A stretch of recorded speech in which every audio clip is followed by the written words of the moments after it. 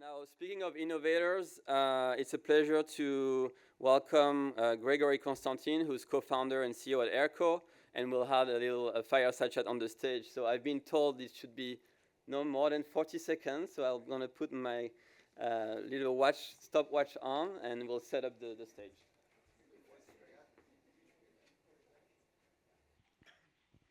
Well, it's very nice to be with you, Greg. Thanks for coming. Thank you for having me. It's funny, actually, we never met in person. So we were part of the cohort in the pandemic days. COVID era, and then you got really busy, which we like. So thanks for being here. I maybe want to start with maybe your, tell us very quickly about, your journey, and then AIRCO's journey. You were part of the 2021 cohort, so the first cohort. You're also still part of the Urban Future Lab, even though you kind of grew us out, I would say.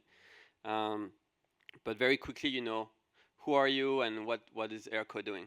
Firstly, just want to say how kind of proud we are not only to be a part of the program, but to see how well you and the entire team have seen it through from Cohort 1 all the way through to Cohort 4, which is actually incredible to just see. So we're thrilled to have been a part of Cohort 1, and the fact that it's now multiple years in, multiple partners, the statistics of all the companies that have gone through, the amount of money that's been raised is truly incredible. So I think, firstly, a big round of applause to you and the whole group here. So Thank you.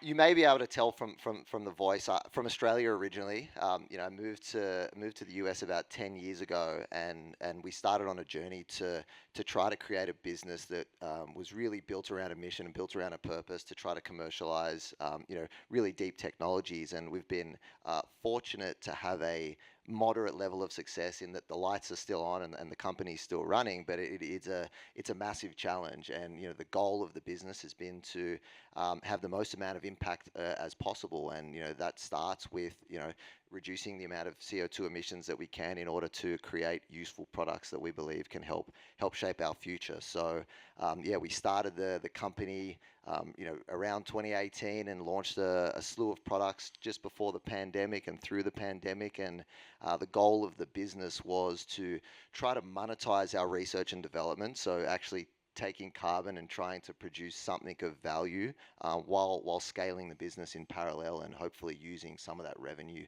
to get to where we're at today, which is transitioning into the largest amount of impact when you're creating large industrial products.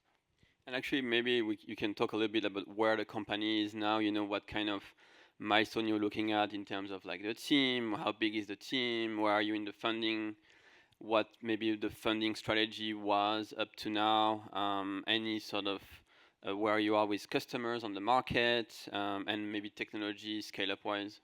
Yeah, absolutely. And so, I mean, you touched on it earlier. You cannot do anything without partners. I think from our perspective, collaboration is just so key for any early stage startup or any business as a whole. And we've been really fortunate to be able to work with obviously groups like NYU that, as you heard earlier, housed our lab that went from one fume hood to taking over the whole lab to now we've been lucky enough to be able to graduate and move into our own space as well.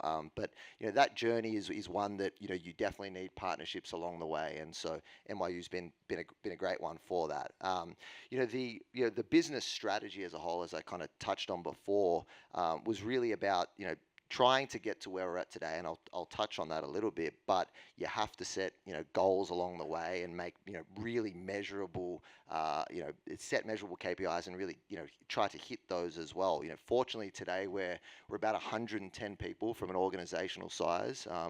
We've just gone through our Series B fundraise, and the business has raised about $110 million of equity capital to date over the course of the lifetime of the business. Started off as 2 individuals, and then over the course of about an 18-month stretch went from 10 to 100. So had some pretty hyper growth in that period, off the back of a lot of success of the market at the time. And so you kind of ride the waves of the market, but stay true to what it is that you're trying to achieve within your business as well. And we've been fortunate to be at a point that we're at today where we can actually show a lot of the results through the work that's being done. And on the technology side, like where are you today? And a lot of companies, they're like at the lab or they have a little pilot? I'm curious to know, what's that like for you now?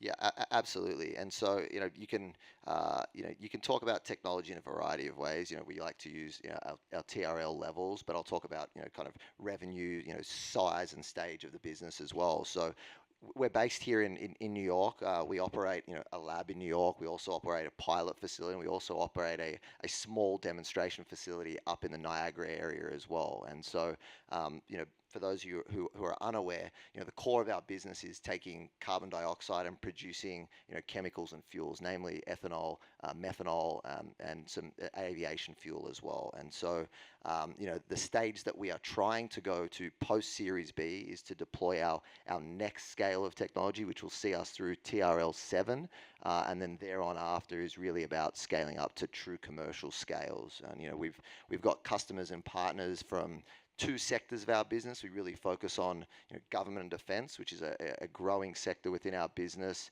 and I can talk a little bit about it if that's useful as well. And then true large-scale commercial sector within our business. So we partner with groups like airlines and other strategics that are either investors of ours or just true commercial partners of ours.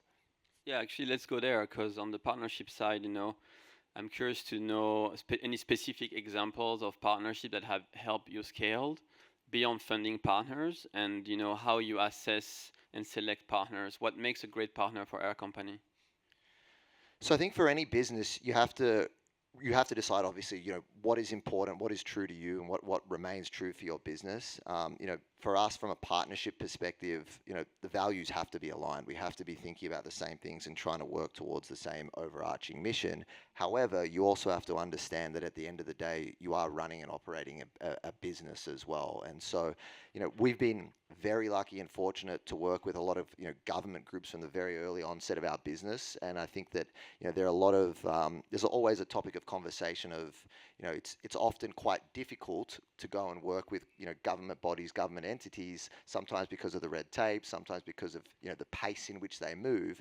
But the counter argument to that is that they really, and at least in our case, they have really allowed us to work and spur innovation without necessarily being so cost-centric. Because if you're going and working on a technology and truly only working with a commercial partner like an airline, it all comes down to how much product you can produce, how cheap you can produce it. The inverse of that is, when working with, groups like NASA that we do, groups like the Department of Defense, cost is important, but what's more important is, can you make it work? Can you make it work? And so, because you're going to be potentially producing these products in a variety of unusual circumstances that aren't, traditional for a commercial environment, you're allowed that flexibility or that elasticity on price, which then leads you to maybe try new things from an innovation perspective. So those partners are really, really key and have been key to our to getting to this point today. Very cool. Actually, I want to just dig a little bit on the DoD partnership. And fun fact is that the Defense Innovation Unit, they one day reached out to us and they said, look, we have this really cool program. Can you tell AIRCO to apply? I'm like, what is this? I don't want to waste their time. And like, he kind of had to convince, like everybody, when you want to talk to our startups, we always sort of try to screen them a little bit. Right. And so he explained the program that it can result in like procurement and so on. And so I'll, obviously forwarded you the thing and you got in touch. I didn't see what happened behind the scene, and I think that's why we want to, have a little bit of your insight is like how did it happen? What was the results? And what is the significance of that partnership right now for our company? So I think for any early stage business or startup, focus is just so key, and it's very easy to just jump to the shiny object wherever it is because you might see value there. And so I'll kind of set that as the backdrop because we've struggled with that. I know a lot of other companies and founders and entrepreneurs struggle with it, and so you need to try to find that balance. And so when it came to the DIU, we were approached with a proposition of, there's a small pool of funding here. We want you to try to create a product for us. We've gone and scoured, the country, and we can't find any folks that are able to do it. It's a bit of an impossible task to do, but we've heard about you, and we think that we'd like to, chat to you about it. And fortunately enough for us, we were several years into our business, and so we're at the point where to your point, Frederic, it's, we have to understand if we're going to put all of our time and effort and energy into this for this potential small pool of funding, like what's on the other side of that? What does it mean for us? And when told about the potential long-term opportunity, we said yes, let's embark on this endeavor. So we produced some jet fuel for them. We actually flew it in an unmanned plane, which was the first flight that was done on a fuel that was made, 100% from CO2 and dropping into an engine as well. And so that then led on for their confidence in us, which led to us pitching for other contracts, which we eventually won as well. And so while kind of going against our original theory of staying focused on what the task is at hand, there are areas that you really need to focus on if you can see the potential long-term value, and that was definitely one of them, of which we've now won several subsequent contracts from the US government. And I understand now it's a significant part of the revenue today. It's the largest part of our revenue today, for sure. Yep. That's very interesting. I want to switch gear a little bit, and I think that's a topic that is dear to my heart, because at the end of the day, startups, they're also people, and the psychological nature of like the barriers that you face is really huge. And so some kind of maybe lessons learned about you as an entrepreneur, right? So one question that I have is like, maybe a classic question, but what lesson did you learn kind of the hard way? Something that like you made a mistake, or it's like that was really painful and that I learned my lesson here. If you had to share with our fellow there, but I mean the audience in general. Yeah, they're all quite cheesy. I'm wearing a hat today to cover the grey hairs from all the pain and suffering that we've been through. Look, I think as a lot of entrepreneurs or founders of a company, the biggest challenges that we have faced, of course, are trying to innovate through technology, but genuinely are just, you're trying to keep the lights on at the end of the day. And so that the kind of the pain, I would say, that we go through to try to do that is part of the journey as well. And I think if you're prepared for that and you have a resilient kind of mindset, and at a sound of in sounding extremely cliched, but it is that persistence and that mindset that gets you through to solving those problems. And so for us, and for me particularly, and some of our team, it's always just about kind of leaving no stone unturned. Like you just have to just keep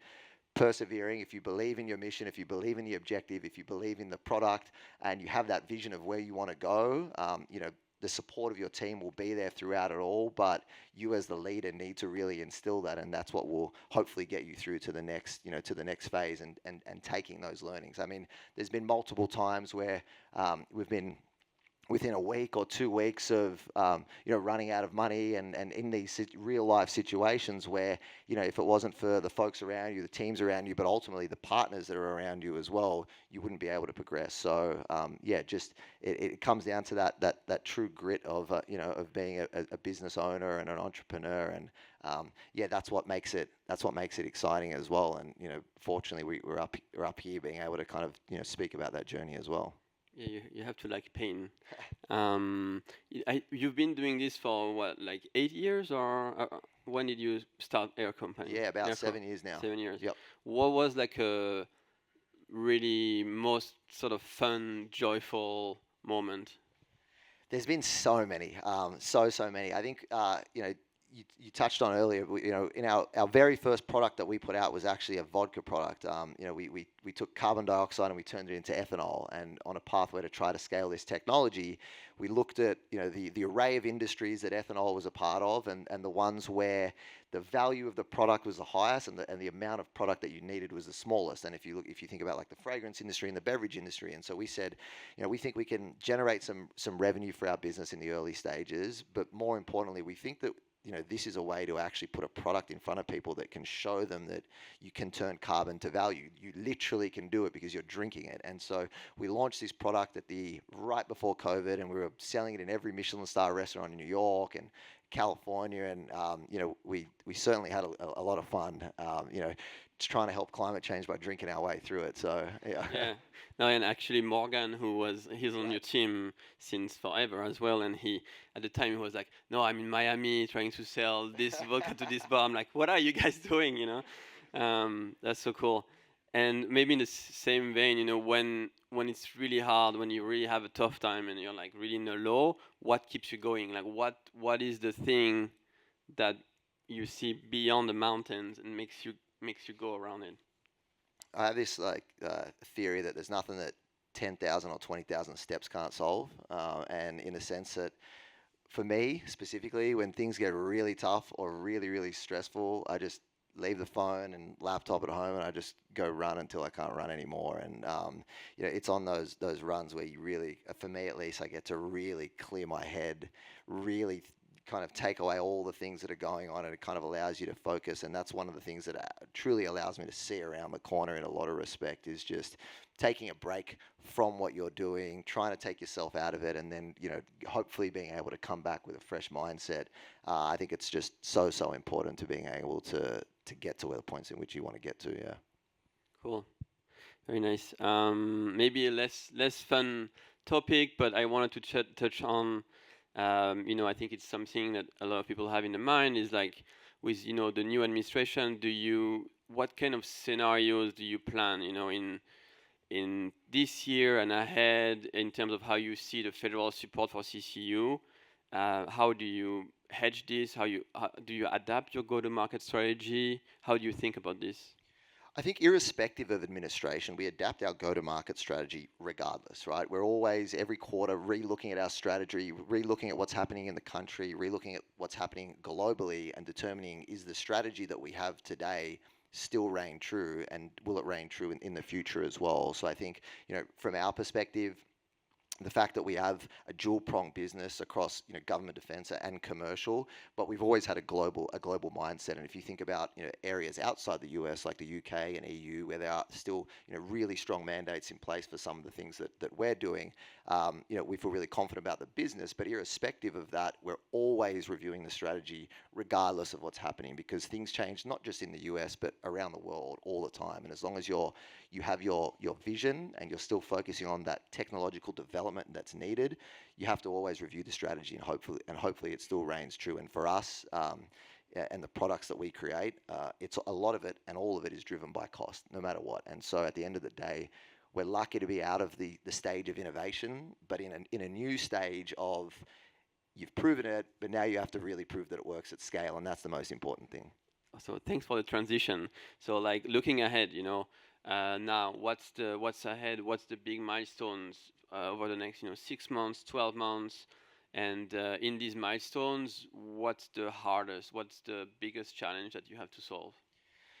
I think with any business, you always have to have your mindset on what your end goal is, but setting those milestones for you to hit are so important, so that not only that you can show progress, in order to get to those next points, but so that your teams as well have the ability to see the progress that you are making along the way. Because you have to also remember, we are all people, and we're also still human as well. And so seeing a lot of that progress is really important. This year we're deploying 2 new pieces of technology that fits within our entire master plan, as well of scale up. But it's all about scale up, right? At the end of the day, we really view ourselves as a technology company.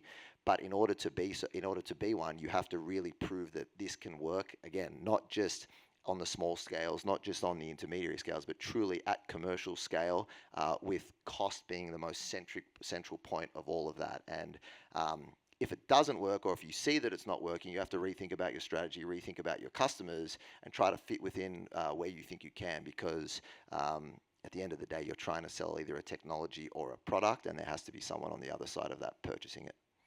And so either on this technology, milestones or other milestone, what are the challenges that you see in terms of, like, where you may, and also maybe when you might need external help, and maybe this could be a call for partners here, but in general, just your perception of challenge and risk ahead.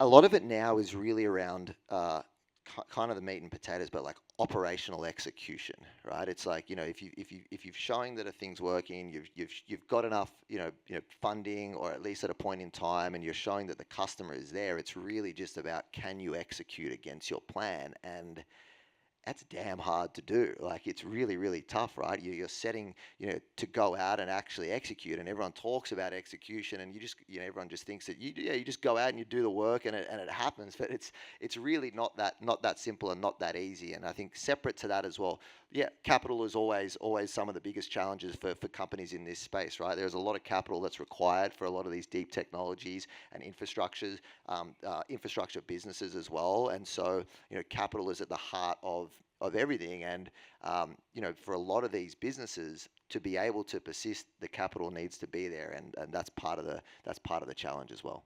And on the capital, for the next scale, do you anticipate to use most of your Series B, some of your Series B? What's the capital stack look like for that next scale that will be capital intensive and not cheap, I guess? Yeah, that will be a new pool of capital. Yep. So a lot of the Series B has gone towards the pieces of technology that we are deploying, inside this year as well, and for a lot of the scale up to get towards the end of this year and into next year. For that next true level of commercial scale will be new pools of capital, and so hopefully both non-dilutive but also dilutive sources of capital as well. Great. Well, we are at time, Perfect. but thank you so much, Greg. I think we can give him a round of applause. Thanks for all the progress.